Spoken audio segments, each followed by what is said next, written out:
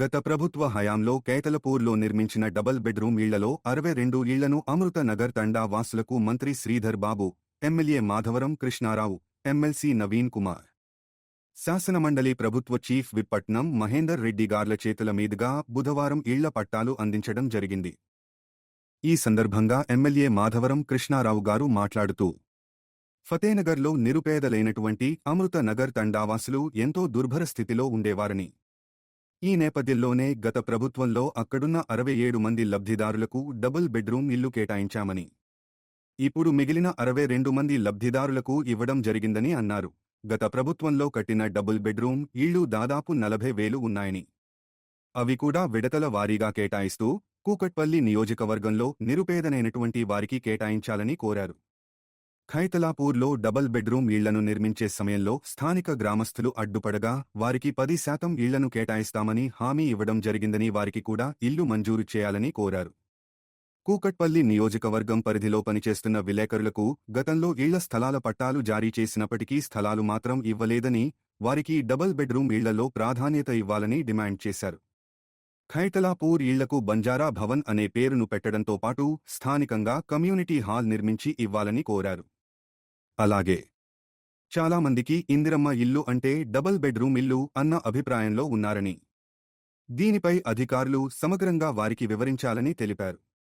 ఈ double bedroom ఇళ్లకు సంబంధించి మంచినీరు, డ్రైనేజ్ వ్యవస్థ ఎప్పటికీ ఇబ్బంది లేకుండా చూడాలని మంత్రి శ్రీధర్ బాబుని కోరడం జరిగింది. దీనికి మంత్రి శ్రీధర్ బాబు సానుకూలంగా స్పందించడం జరిగింది. ఈ కార్యక్రమంలో కలెక్టర్ మను చౌదరి, జోనల్ కమిషనర్, అధికారులు, నాయకులు, కార్యకర్తలు తదితరులు పాల్గొన్నారు. ఏదున్నా కుక్కడపల్లిలో ఏం ల్యాండ్ లేదు, ఉన్నాయి ఇవే ఉన్నాయి, మాకు ల్యాండే లేదు, గతం జాగా లేదు. కాబట్టి మాకు ఉన్నటువంటి ఉన్న ల్యాండ్లో కుక్కడపల్లిలో ఉన్నటువంటి నిరుపేదలకు ఇవ్వమని చెప్పి నేను విజ్ఞప్తి చేస్తా ఉన్నా. అదేవిధంగా దీనికి డ్రైనేజ్ సిస్టమ్ అనేది ఈ ఇంద్రమ్మ ఇళ్లదాన్ని కలిపారు. ఇది కష్టమైన ప్రమాదం ఉంది. అవతలకి నేను ఆఫీసర్ కూడా ఆదేశాలు నేను ఇవ్వడం జరిగింది. నేను అవతల నుంచి డ్రైనేజ్ కలిపేసి దానికి కలిపినట్టుంటే ఇక్కడ ఇబ్బంది ఉండదు, డబుల్ బెడ్రూమ్ పాలకు ఇబ్బంది ఉండదు. 2 వాటర్ కూడా మనం ఫ్రీ ఉన్నది డబుల్ బెడ్రూమ్ పాలకు, ఆ వాటర్ కూడా ఫ్రీ అని చెప్పి నేను విజ్ఞప్తి చేస్తా ఉన్నాను.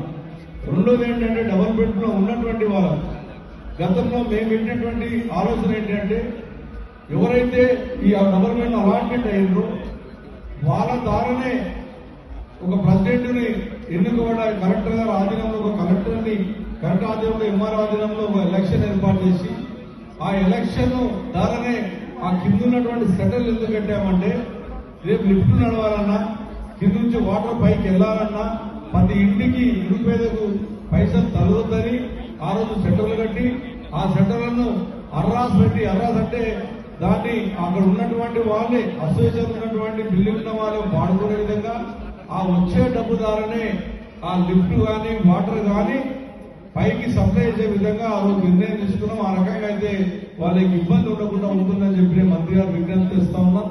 అన్న నాకు ఇది డబుల్ బెడ్రూమ్ విషయంలో మీరు ఇంద్రమ్మ ఇళ్ల గురించి చెప్తున్నారు. కుక్కడపల్లికి ఉన్నటువంటి సమస్య ఏంటంటే ఇంద్రమ్మ ఇల్లు అనేటటువంటిది చాలా తక్కువ ఇంప్లిమెంట్ అవుతుంది. ఎందుకంటే ఇల్లు లేవు, చాలా మటుకు అయిపోయాయి. మీరు ఇందిరమ్మ ఇల్లు అంటే మా కుక్కడపల్లి ప్రజలు ఏమనుకుంటారంటే డబుల్ బెడ్రూమ్ అనుకుంటున్నారు. ఈ ఆఫీసర్ కూడా కరెక్ట్ గా అవగాహన కలిగేట్లేదు. వాళ్ళు మీరు ఇందిరమ్మ ఇల్లు అంటే 5 లక్షల రూపాయలు ఇస్తున్నారు, వీళ్ళు అనుకుంటున్నారేమో డబుల్ బెడ్రూమ్ అనుకుంటున్నారు. మరి ఎవరికైతే 60 గజాలు 70 గజాలు 100 గజాలు ఉన్న వాళ్ళకి 3 విడతలుగా 5 లక్షలు ఇస్తామని ప్రభుత్వం నిర్ణయం తీసుకున్నారు. దాని ప్రకారం వాళ్ళు ఏమో డబుల్ బెడ్రూమ్ అనుకుని 1,25,000 అప్లికేషన్స్ కుక్కడపల్లి కాన్స్టిట్యూన్సీ అప్లికేషన్ పెట్టారు. ఇది మనకు ఉన్నటువంటి కాన్స్టిట్యూన్సీ మొత్తం టోటల్ గా ఉన్నటువంటి 4,70,000 ఉన్నటువంటి దాంట్లో ఉన్నారు. చాలా మందికి డబుల్ బెడ్రూమ్ వచ్చేటి ఉన్నాయి. 39,000 మంది 39,000 కాలం కట్టి ఉన్నాం గత ప్రభుత్వంలో. అవి అన్నది ఒక భాగం. అంటే మీరు కంప్లీట్ గా కొన్ని కంప్లీట్ అయినాయి. మనం మంత్రి గారి ద్వారా మీడియా చూసాం. విడతలు ఇచ్చినట్టుంటాయి. కుక్కడపల్లి అందరూ ఏమనుకుంటారు సార్, పెద్ద బ్రహ్మాండమైనటువంటి ఏరియా అనుకుంటారు. మాకున్న బొక్కలే మా దగ్గర ఉన్నాయి, ఏమి అంత స్లమ్మే. మా దగ్గర ఈంచి గవర్నమెంట్ ల్యాండ్ లేదు, హౌసింగ్ బోర్డ్ ల్యాండ్ ఉంది, ఏ గత జాగం లేదు. వేరే కాన్సెస్ లో ఉన్నాయి. బట్ పెద్ద మనసు చేసుకుని ఏదొచ్చినా నిధుల విషయంలో వచ్చినా మాకు పెద్దపీట వేయాలని చెప్పి నేను ప్రజల పక్షాలను విజ్ఞప్తి చేస్తా ఉన్నాను. అందుకొరకే మీరు వస్తే మాకు న్యాయం జరుగుతుందన్న నమ్మకంతోనే నేను పట్టుబట్టాను, మీరు నమ్మని. అదేవిధంగా జిల్లా వ్యాప్తంగా ప్రతి నియోజకవర్గానికి ఒక 3,500 ఇళ్లు. సున్నాబాయి A202, తర్వాత నెనావత్ శాంతిబాయి A908, తర్వాత నెనావత్ పార్వతీబాయి A806.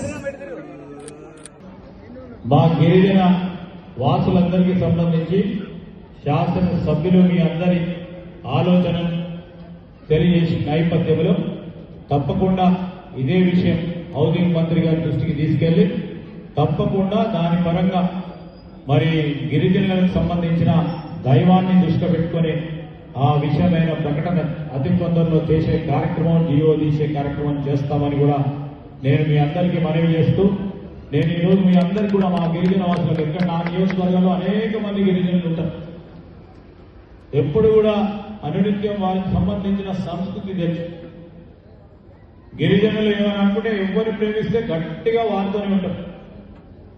ఈరోజు ప్రభుత్వం మీ పక్షాన్ని నిలబడి మీ అందరూ నిలబడ్డ నేపథ్యంలో మీరందరూ కూడా రాబోయే కాలంలో మీ అందరూ కూడా ఆశీర్వాదం పలికి ముందుకు నడుస్తారని ఆశిస్తూ మరొక వారు మా మిత్రులందరికీ, ఇక్కడికి వచ్చేసిన మిత్రులకి, మా అక్కలకి, చెల్లెలకి, మరి పెద్దలందరికీ, వేదికపై ఉన్న పెద్దలందరికీ మరి హృదయపూర్వకంగా నమస్కారాలు, కృతజ్ఞతలు తెలియజేస్తూ సెలవు చెప్తున్నా. జై హింద్, జై తెలంగాణ.